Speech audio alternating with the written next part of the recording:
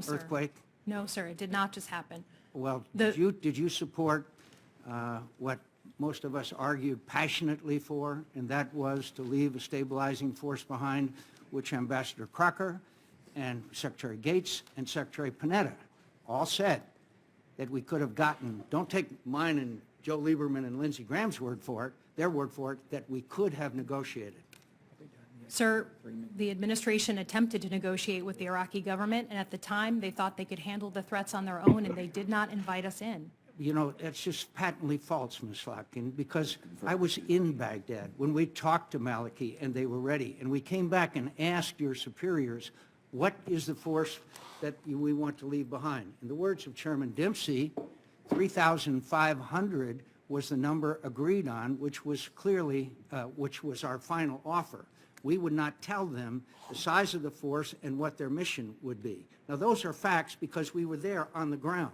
And so for you to sit there and say that we tried obviously contradicts three of the most respected people in America, Ambassador Crocker, Secretary Panetta, and Secretary Gates. So in all due respect to you, Ms. Slotkin, you either don't know the truth or you are not telling the truth to this committee, because we could have left a stabilizing force behind. Now, if it's your opinion, then that's fine, but the facts are not that. So you were glad to see the agreement signed and our troops depart, and that was an emotional event in your life. How are your emotions now? How are your emotions now? As I told you, sir, I'm extremely disturbed about what ISIL was able to do in that country. So did you believe, did the surge work? Yes. The surge worked, and you supported it. I supported it because I lived it. I went and worked at the National Security Council under the Bush administration when we decided to surge. And did it succeed in achieving the goals as President General Petraeus and Ambassador Crocker defined them at the time?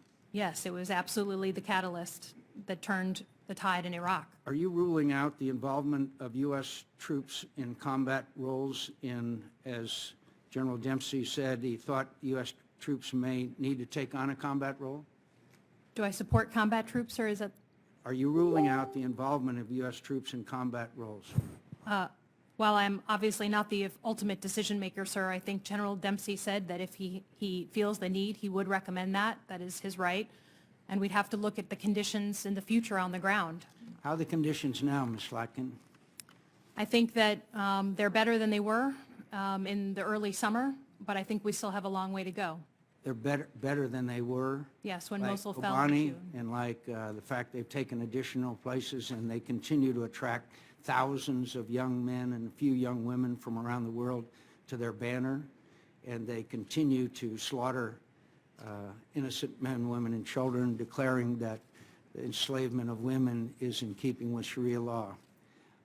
I guess your view and my view are very different about how we're succeeding. The most powerful Air Force in the world, has still been unable to allow the opposition to take Kobani back. And you know why that is, Ms. Slotkin? It's because we don't have forward air controllers on the ground. We don't have people identifying targets. We don't have the kind of close air support that is necessary to win these conflicts. And when we give them a week's warning that we're going to attack them and then strike empty buildings, and with a small number of attacks that are carried out, we're not winning, Ms. Slotkin, because we're not succeeding in rolling back the enormous gains that they have made. I have lots of additional questions for this witness, Mr. Chairman. I do not believe she is qualified. I believe that she can't articulate a strategy for the defeat of ISIS, and I will have many additional questions. I see my time has expired. Thank you. We're in the middle of a second round.